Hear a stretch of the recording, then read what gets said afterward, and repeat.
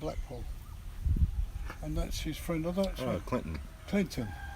Nice to meet you. Clinton's from America though. Yeah.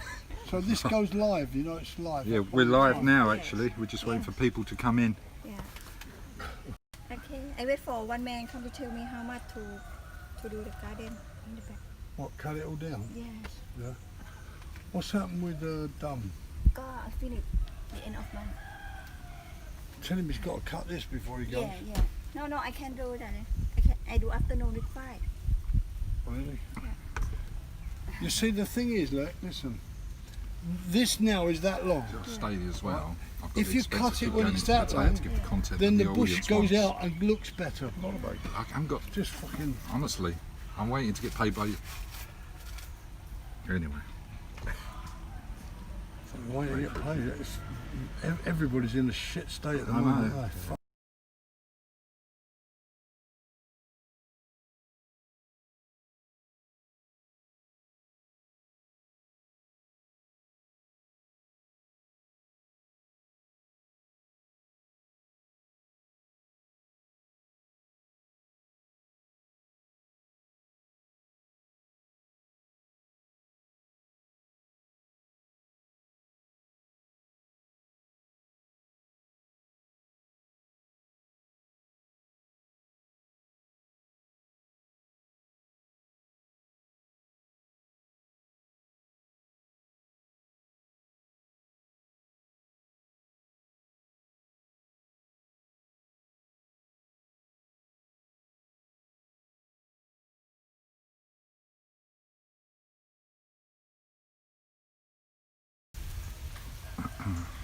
So are you live all the time? Now I am. Look, it shows you here. You can say hello. There's nobody Hello. there yet. Say hello. Hello, I'm here. I'm waiting for customers to come in and say hello to myself and Jamie. It would be nice if you Yeah. pick up your phones, you bastards. See, it says 0 and I don't know why. It might be that, I'll tell you what happens, when I'm live streaming, YouTube only sends 3 notifications out a day within a 24-hour period. So that means they may not get a notification that but we're what I'm live. saying is if you do something now, you could keep that and then show it later. So it could be YouTube, I'm not even recording it, YouTube are. It stays on their Yeah. computers and it's... Same as what I did, yeah. Yeah. So if we actually do something now, people can come in at any time. Yeah, so we can start now. So what's your name? Where'd you come from? How old are you? And are you single? Is this Cilla Black here? Hello, Cilla, how are you? Crikey, your boobs aren't that big, are they, Cilla? Anyway. Hi, I'm Brian Jacks. I am The camera's there. 74 years old. Young. Young. I was in the 64 Olympics in Tokyo in 1964, and then I went to the Olympic Games in 1968, 1972 and 1976 in the British judo team. How many medals have you got? 2 medals. Well, I've got medals in the British, the Europeans, Right. the Worlds and the Olympic Games. I've got medals in all 4 of them. I was in the British team for 22 years doing judo. I love judo, but since I've been living here in Thailand, I've not been on the mat in Thailand in the last 20 years. How many, like, it's called dans, right? Black belt and then Yep. different dans. Like, is it 10, isn't it? Yeah, it's up to 10th dan. There are about, I think, 12 10th dans in the whole world. Oh, right. I'm one of them. That's my telephone. I'll just take a call from my friend Stuart. We've been out cycling this morning. Hello, Stuart. Sorry, I'm doing a live stream at the moment, Stuart. To the world. To the world. Can you piss off? See you later. Yeah, 2 packets. See you later, buddy. Cheers. Cheers. Sorry about that. That's my friend Stuart. We actually, I was going to go on to tell Jamie that living here in Japan in the more serious Thailand. Thailand rather, having lived in Japan and now living here, The weather here is beautiful. And every morning we go cycling. That was my cycling friend. Oh yeah, because you've only started that in recent months, haven't you? Yeah, I Cycling? started it about 5 months ago, and we do at least 30 kilometres every morning. And it keeps you fit. I mean, you know, Makes a change from especially having when you're 74 years old. I mean, it's, you know, you start to feel things. puff and Yeah. pant, don't you? And last year I had a very serious operation. All right. I had a replacement aorta. So I've had an open heart surgery only 7 months ago, and I'm wow. out on the bike now. I'm doing 30 kilometres a day and Wow. fit as a fiddle again. And funny enough, it's important for your viewers, Jamie, because I only found out I had this enlarged aorta because I went to the hospital to have a check-up on a kidney stone, and they gave me an ultrasound and said that the aorta is getting too big. Oh, wow. And I had to do something about it. So it's lucky that they found you had something. Lucky I had the problem with the kidney, otherwise I wouldn't have known I had the aorta problem. But it was so big, it was just like twice the size it should have been. So I'm very lucky I had the operation, and that was in got the the UK. scar look to prove it. You want to see the scar look? Lovely. Right way down. It hardly shows though, does it? I've actually got it. My doctor is an Irishman. His name's Connell Austin, and if you look it up, he's a pioneer in a new kind of treatment they do. And he filmed the whole lot for me, so I've got it all on film. Oh, what? My word, how are you? So one of our guests had just come in. We have it anyway. We have an apartment block here, which I built with my son some 13 years ago. Yeah, I met your son briefly. Yeah, Yeah. you know Philip, don't you? Yeah. He sells Porsche stuff or did on eBay in the UK at the moment. Yeah, So you built this. So we built the whole complex. Yeah, I bought the land. It's about just under 4 rai, and the apartment block that we built is 68 apartments. There's 60 in the main block, and 8 apartments in the front block there. The bottom section has got 4 apartments, which we made into one big restaurant, which is run by Greg, who you probably know. Greg's been here 25, 30 years, and you know, he's quite well respected here as a. How long has he been running that? Because it He's changed been hands, running didn't it? just over a year now. That's right. Yeah. And we have 68 apartments, as I say. So when I built the place, I made all the apartments the same size, which are 40 square metres. All right. But then I soon realised that some people wanted more space and some people, you know, wanted less space and so on. So what we did, every 3 apartments, we turned 3 of them into 2. So we knocked them into 2. So when we walk around the block later on, I'll explain to you that you know how we did it. So we have studio apartments and we have 1-bedroom apartments, and in the front block we have 2-bedroom apartments as well. But we're very lucky because we've got lovely grounds, as you'll see in a moment. We've got a lovely swimming pool here. We had a golf hole out the back, which we've disbanded now, but we did have a little golf hole out the back. But now people go out there and they hit golf balls, and there's plenty of land here. I have a nice house here on the left-hand side of me, just behind me. You probably can see a little bit, but I don't know if you can. But we have a house there, which is a 3-bedroom house. And you rent that out? We rent that out, yeah. Oh, right. And we've got enough land here to build another 5 or 6 houses on at least. So, is that maybe if the demand's there later in the future, that's something you might do? yeah, well, the demand was here until COVID, obviously. You know, until we have this bloody C19 problem. Oh, so you was already consider building? Yeah. Oh, right. Oh, yeah. On the left-hand side, as you're coming over this way over there, you probably can't see it in the front, but there's quite a bit of land there, and we plan to put some more apartments out there, 15 more apartments. Oh, right. So the thing is growing. But however, since COVID, Right now, you know, yeah, everybody knows that it has slowed down a bit, hasn't it?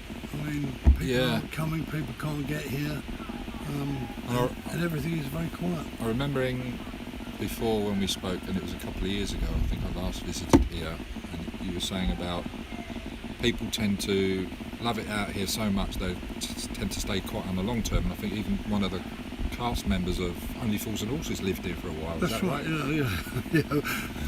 Yeah. He struggled to get. I don't know. Patrick Murray. That's it, Patrick He Murray. was. Who was he? He was the tall, skinny, lanky one with the like a pork pie hat almost. I'm not sure the name of the I hat. can't think of his name on the programme now. No. It escaped me. But Oh yeah, his character's name. and funny enough, his brother Michael is a taxi driver, the same as my dad was in London, and he's probably my closest friend in England. That's Pat's brother Michael. What was his name in the programme? Yeah. I know. I did ask my chat the other week, and there's nobody in the chat now because I've already done 3 live streams today because I was streaming. I've been awake all night and morning.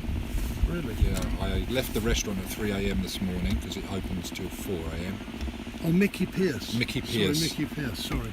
Mickey Pierce. Yeah, Mickey Pearce in Only Fools and Horses. Yeah, he stayed here for about 3 years. I'll tell you a funny story about him over here. We had a customer here. The place was packed. We had 60 odd customers, and one of the customers died in the bed. And Pat, Mickey Pearce. All right, one of our customers is just leaving. Mickey Pearce was living in the block at the time, and it was a very good friend of the guy that died.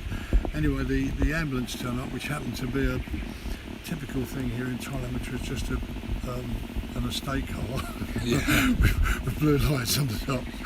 So they went up to get the guy that had died. 2 of them went up and they carried him downstairs. Rigor mortis had said, "Are we okay saying all this over here?" Yeah, that's fine. But anyway, yeah, they brought him down the stairs. When they got down, they opened the back of the the estate the car. back of the estate car. There was another stiff in there. Oh no! And they both went, "Ah!" dropped the person. It was chaos. Oh, it was absolute chaos. But it was funny. But I mean, what is it? Now it was funny when you look back. Yeah. You have to find the humour. You have to accept it, don't you? I mean, it was an awful thing, but you know, the customer was here for 4 years as well. Right. But those things. Was he these paid things up? happen. Yeah, fortunately, yeah. Oh gosh. So we're not going to tell you what the room number is, though. No, we won't say that. So you see. Well, I'll show you around a bit later on, so you can see. But why Thailand? What, configuration. if I remember rightly, you discovered Thailand by accident. Your plane was cancelled on the way back from Japan I was on the way to- back from Japan. Yeah, exactly. In 1971, I think. the plane it was cancelled, and you were like, Well, actually, we flew from Tokyo and arrived in Bangkok, and then the plane weren't cancelled, but oh, they had an electrical problem with it. So what they said was, we're going to put you in a hotel for a few hours, and we'll get the plane parts fixed. and- yeah. And it never got fixed. Then they came back and said, we're going to have to stay one night because we're going to have to repair the plane. Then they came back to say, no, not one night, we're going to stay 2 nights because we're going to have to send a new plane from England. So we got dumped here for 2 nights. Not here in Pattaya, in Bangkok, which was So lovely, you know. So that was my introduction to Bangkok. and Thailand, and you were Thailand. like, and then so you'd left after those 2 days back to the UK, and I thought, Yeah. I need to come back here and check this place out a bit more. Yeah, That's and what happened, the right? reason I needed to do that, Jay, is because in I was in Japan in 1961, and this was 10 years later, 71, Right. and I'd never seen anywhere that was very similar to Japan in Sure. 61 as here, which was in 1971. Yeah. You know, I'd never seen anything so similar, and I just fell in love with the place. You know, Yeah, because as many of us do. Yeah. It is quite backward compared to other areas in the For world. sure. And I just loved it. You know, I like the street, vendors. And I the like people, whole thing, the smiles, the smiles, and, culture. Yeah, it's got something endearing about it. and we were very lucky. They put us in a hotel, and can I tell funny stories? You can tell as many they stories put as us you like. I know you got loads. That they put us in the hotel room, and remember, I'd just arrived from Japan, never been to Thailand before, and I'm in a hotel room, and it was quite a posh hotel. It was in 1971, and in the bathroom, the bath had a TV set in the wall at the end of it, which in 1971 was unheard It's of. like a flat screen TV already. Of course, I jump in the bath, don't I know what loving it. Oh, my hands back there, watching the TV and the phone rang. And I thought, when I was on here, I mean, And it had a cord on it. the phone, it was a big, you know, the proper phone handle thing, you know, the big. So I picked the phone up. Reception here. So, oh, hello. Do you want a woman? I said, no, I don't want a woman. Sorry, I'm in the bath. You sure you don't want a woman? No, I don't want a woman. Put the phone down. Anyway, 10 minutes later, the phone rings again. I'm just getting out of the bath. Do you want a woman? No, I don't want a woman. For goodness sake, let me get out of the bath. And so I put the phone back down. I get dressed. I'm just about finished getting dressed, and there's a knock on the door. So I walked to the door opens, the bloke goes, do you want a man? I said, no, I don't really want a man. And I ended up going downstairs, sitting at the bar. I had a cup of coffee, I didn't drink at the time, and this beautiful young lady come and sat next to me. And Like they do. and I just ended up going in the car with her from Bangkok to Pattaya to have a look round because wow. because of the beaches and all the rest of it. So she offered like her services as a tour guide to you to show you Exactly, about. yes. Yeah, And, yeah. of course, I fell for it. Hook, line, and sinker. Pretending I didn't really understand what was happening, but I did. Of course. And no, I enjoyed it. It was lovely. We drove down to Pattaya, had a look round, and of course, then at that time, 71, there was hardly any bars or anything here. I mean, it was. I've got some old photos, and it looks very like an beautiful. oversized fisherman's Yeah. village here. And that's Took it. us 3.5 hours, by the way, from Bangkok to get here. The road was disgusting. I remember it, potholes, everything. I can remember it distinctly. I've written about this in my book, by the way. Yeah, which have you got a copy to show? They're- Good job I showed it at the beginning as an intro You then, did, because yeah. one of those that you signed. To be honest, I mean they've all sold, the whole lot. Well, I bought 10 of them. I suppose you did. But they've all sold out the actual original hardback copy, and now we've got them in a Electronic format? electronic format and softback. Yeah, I think Mark might come down and good. rewrite it. And, so Yeah, we'll- there's a lot of hidden messages in there, and I actually gave another person who lives in Pattaya a copy of it, and I actually almost went into excess luggage to bring it all the way over to Thailand, and he's reluctant to read it, and I'm like, well, it will help you, and I'm giving it to you because there's some messages in there that will help you, and the struggle of somebody and what he's gone through in life. And I remember him saying to me, and I won't say who it is, but he looked through it. He didn't read any of it, he just went through a few pages and read a couple of lines, and it said it was all about me, me, me. I said, well, that's what an autobiography is. What's an autobiography? Yeah, well, it's about yourself, So- isn't it? Yeah, So I said, well, listen, you can give it back to me, and I'll give it to someone who will appreciate it, that's lovely. or you can pass it to someone else that might benefit from it. Otherwise, I've only given it to you to try and help you, No, it's nice, isn't it? because, you know, I see in some people where they could better themselves, but they don't realise they can until maybe they've read something like your book. And that's why I bought 10 off Well, of you it- in it- Blackpool Yeah, it to is- give to my students It is before. an unusual story, isn't it? Because It is, you know, You went through a lot. If people think about going back to 1961 and as a 15-year-old child and living in Japan on your own, it's quite a feat. That's, yeah, that Especially is. when you get on the railway station and you look at all these signs all in Japanese, you know, this Japanese Yeah, writing. I You wouldn't don't- have done it. I'd you have don't had know too whether much you've got to fear. go that way or that way. I mean, I just wouldn't have done that. No, I wouldn't. You know, when you're to a certain degree not mollycoddled, but brought up with maybe cotton wool gloves and in your comfort zone and that, which of course you didn't have so much of. You had more of less of the fear of the unknown, and that's why you went for it. And every time you've gone for something, you've like reflected on it, it's like, fuck, I've achieved that, and I didn't know I could, but you've got your go-getter. You've got something, and if you pursue it with passion, it doesn't matter if it goes wrong or you make a mistake, because you learn from it and you'll be better next time around, right? And that's what a lot of It's quite funny, really, because I couldn't.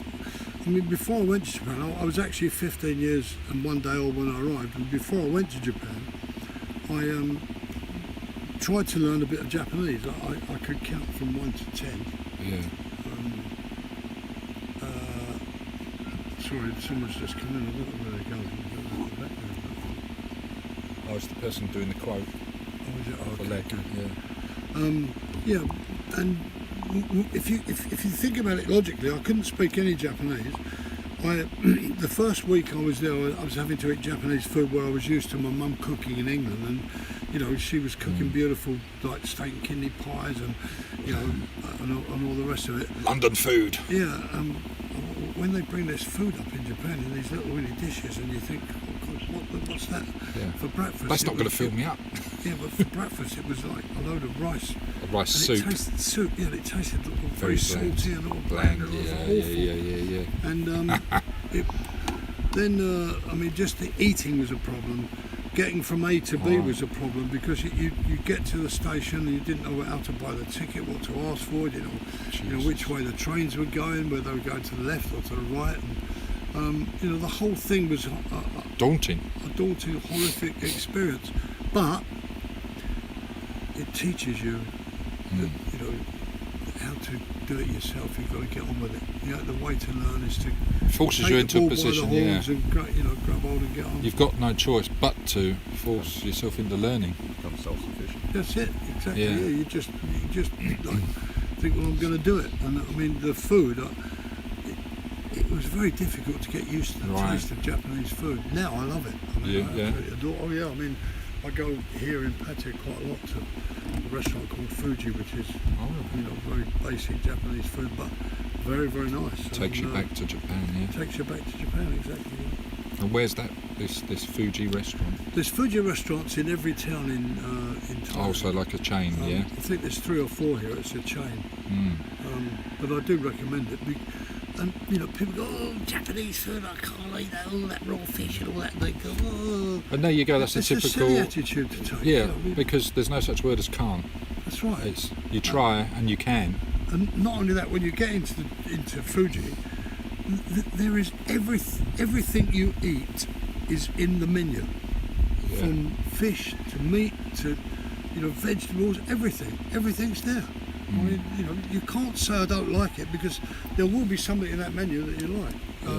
And you've eaten it somewhere else before, yeah. but in a different guise. But when I was there in *61, going back to the video, I was given the food and not had a choice. Right. Oh, okay. Because I lived with a Japanese family for the first 3 months, but that That's an obviously didn't experience work again. out because it was very shortly after the war, and the Japanese still had this thing in their mind, I think, about the bomb that was dropped on Hiroshima, and Oh, wow. you know, I mean, so I was very lucky. I met an American Marine. His name's Bill Backus, and I wrote about him in my book. And Bill looked after me. He was exactly 10 years older than me, more or less. He was born on October the 8th, and I was born on October the 5th. He was 10 years older than me. And he kind of took me under his wing and looked after me. And luckily, he took me to the American Army bases, and you know, we had some American food and so on, and we got Bit of taste of home sort of thing. I obviously didn't have any money. My dad was sending me £8 a month, which was a hell of a lot of money then in '61, because he was a taxi driver. And I needed some extra money, so what I did, I applied for a couple of jobs as an English teacher. Oh, okay. And never got any of them because I was always too young. They said I was too young. So You lied about your age, though. I remember I lied something about like my that. age. Bill then said to me, "What we'll do," he said, "well, I'll take you to the American Army base, and just outside there is a pawn shop." So we went in the pawn shop, and I came out with a pair of. Do you remember the big crepe sole shoes, about 2 or 3 inches thick? Of the 70s, yeah. No, not the 70s, the early 60s. No. How am I going to remember that? I was born in Anyway. '69. So I bought a pair of these suede shoes with a big crepe, which made me look about 2 Oh, yeah, inches well, taller. I've seen Elvis in a pair, yeah. And I bought a Harris tweed coat, a scarf and a pipe. Oh, that's right, you went in disguise, trilby that's hat. right. I remember now, you To went in make myself disguise. look older. And the first job I went for, I was dressed up with a trilby hat and a scarf around my neck, and a pipe and all the pipe. I had smoke going everywhere. Didn't really know how to smoke. Fake it till you Anyway, make it, guys, is the message. Yeah. Anyway, I got the job. I got the job as teaching. And how old was you? I was only 15 years and 4 months old. And the funny thing was, they gave me a group of school children which were 6, 7 and 8 years old. and there was 8 of them in the class. And I got to the first lesson. I thought, what am I doing? What am I doing? No I don't curriculum. even know how to spell, let alone have a curriculum. So the first thing that came into my head was, oh, MacDonald Had a farm. E-I-E-I-O. Anyway, And that to this day is very much how kids are taught English, is by Yeah, well, giving they them love rhymes and sing songs, they loved it, because honestly. it flows and they can And- repeat it easily. And Jamie, believe it or not, the people that owned the school, they just didn't want to let me. They wanted me there, you know, to do more and more lessons because the kids were enjoying themselves. Yeah.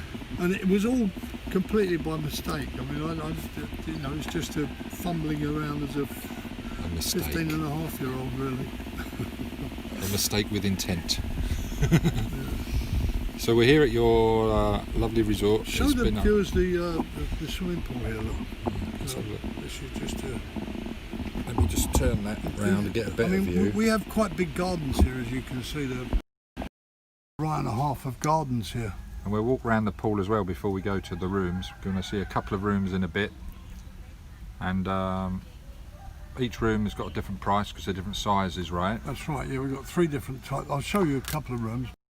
We've got 3 different types of rooms. And does when we spoke about the rooms, I think it was 2+ years ago, you were saying about it's more geared towards people that stay here longer term to get a good price, but not so much now, of course, right? If somebody booked a flight, yeah. let's say somebody booked a flight thinking that they can get here maybe in January, because they're selling flights, as we know, but they don't know if Just they can move get in the straight country.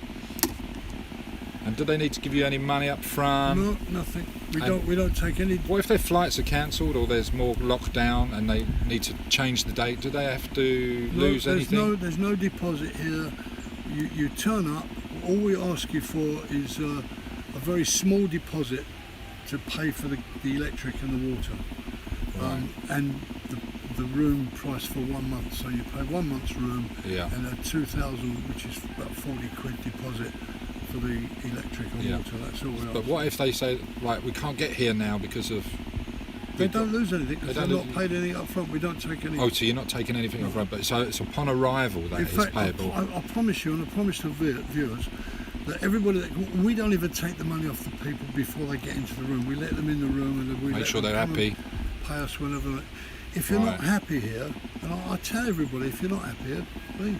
You know, I Yeah. want people to be happy, and Yeah, you know, it's a happy atmosphere, and that's it. And if you don't like it, then yeah. go. You know, I don't want anybody. And we're going to see some of the on-site facilities here, like for drinking, for eating, any time of the day, dinner, Yeah. lunch, Yeah, breakfast. We've got. I'll just run through it very quickly. We've obviously got the office where people book in.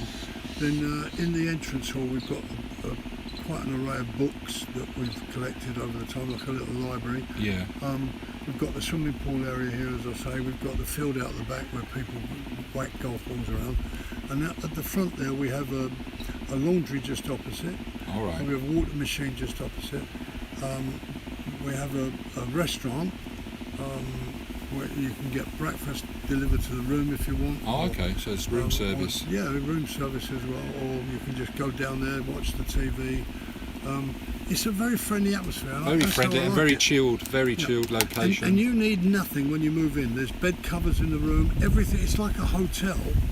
If they want for something like a special request or something, all they have to do is just ask, Oh, and so then we'll you do point it, them in the yeah. right direction. And walking to clearly it's, I don't know, we're only 10-15 minutes maximum away from the mayhem of Pattaya city centre. Yeah. But there's places around here, right? I don't know. Oh, there's Well, loads we're going to investigate together this afternoon, me and Tripod Tim, as we call him. Tripod Tim. You can work that out for yourself.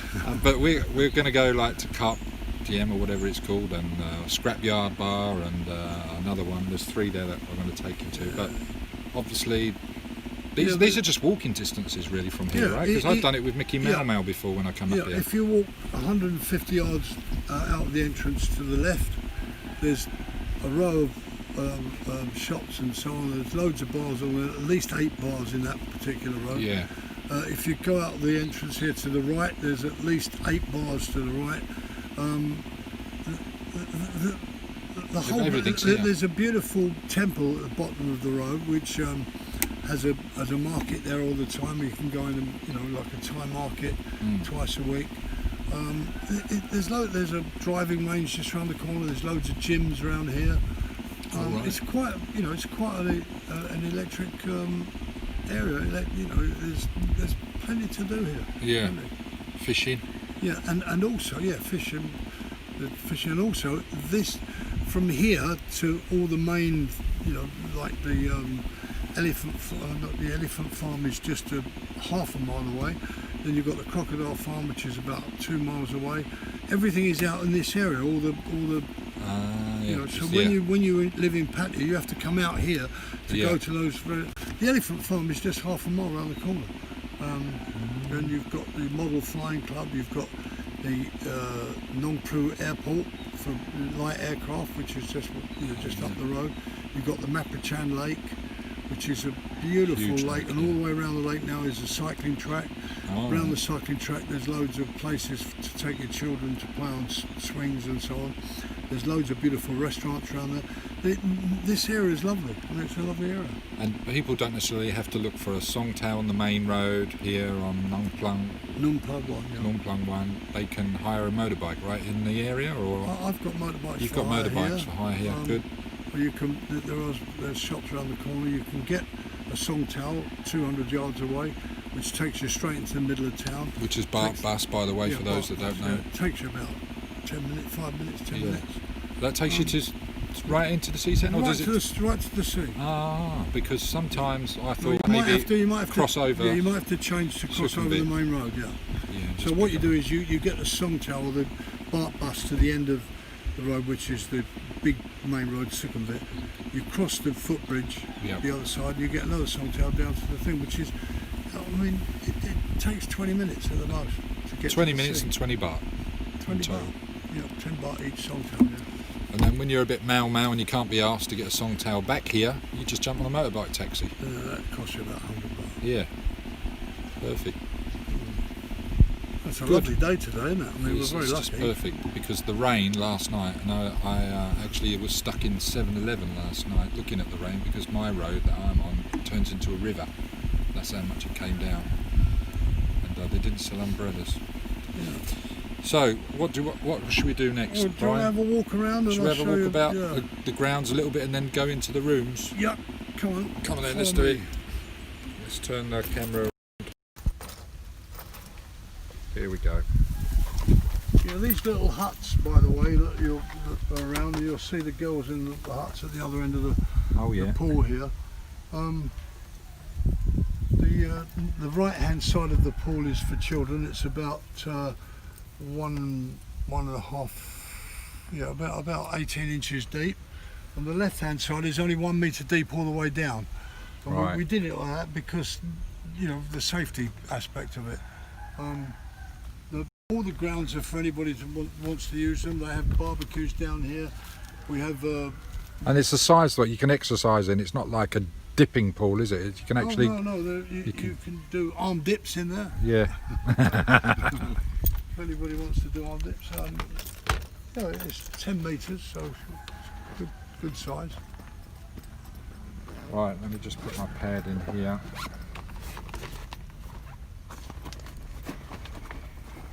What's this little go? This the battery? Power bank here for the phone, because it uses up quite a lot of battery when you live stream. Yeah. Well, what we'll do is I'll show you around. We'll have a look at the rooms, and then we might pop out to the restaurant and have a drink, eh? Well, that don't sound bloody good at all. That sounds bloody good for sure, rather. Yeah. So if you look over to the right over here, you can covered parking. Above the bushes, all covered parking for the cars. And then over the left-hand side, come over this way. Look. Can you see me on the live screen on your phone? There's all covered parking over here for the motorbikes. Oh yeah. That's the pool, which has got the pool here. The name in. Please shower before swimming. Indeed.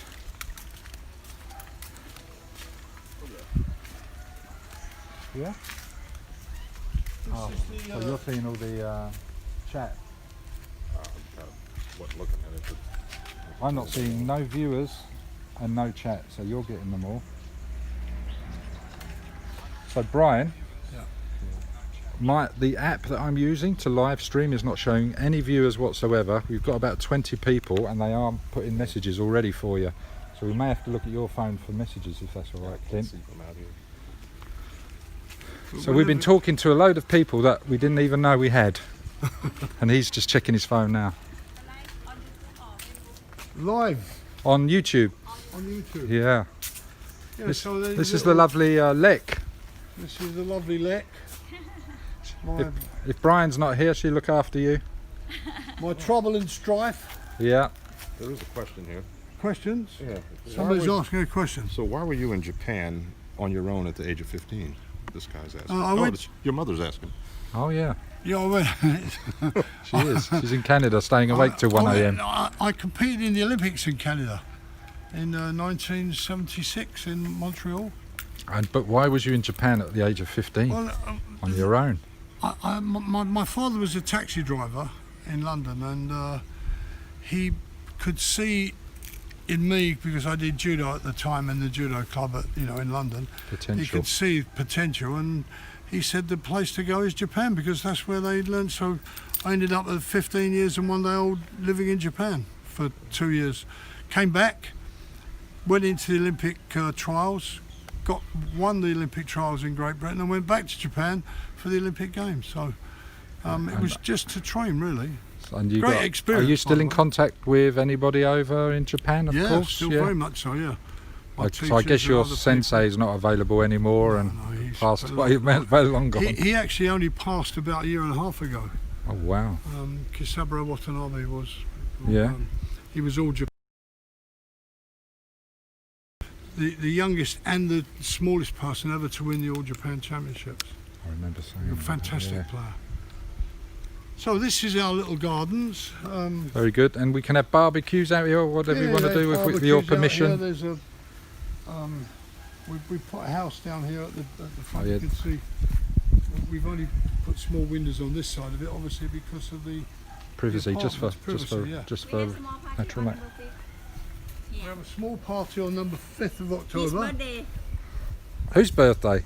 Wow. Right, October. right. We're coming. Yes. What are we eating, darling? Welcome. Nice. Grapefruit. Yeah, you want to try? Beautiful because for my house, my mom she grow. Oh, she grow it. Yeah. I have to try then. It'd be an honour. Lovely. Come on. No, she'll give me a bit. Oh. All right. Thank you very much. You want to try? Oh, okay. Ooh. Fresh from the garden in Thailand. Only in my wife's garden.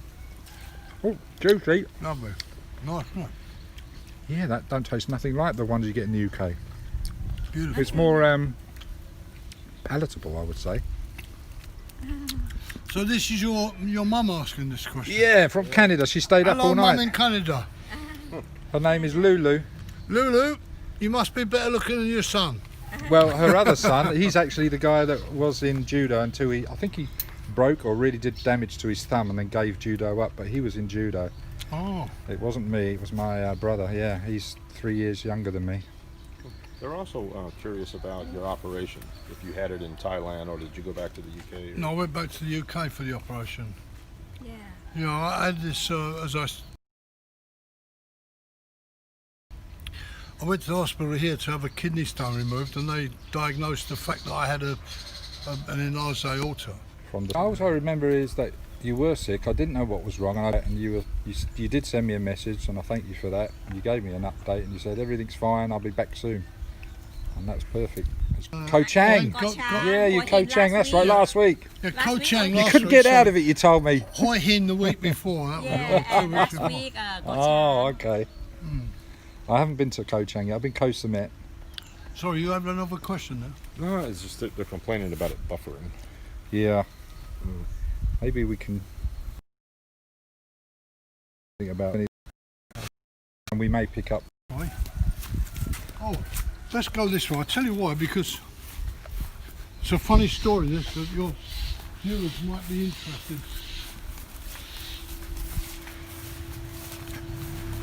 This is a 3-story building. So in other words, we have 3 floors. Oh yeah, I can see it's unstable, One the of my internet connection. customers- At the top, there's a school teacher here. Yeah. And he sat on that wall. Can you see the wall at the top? Yeah. He sat on that wall with a cigarette.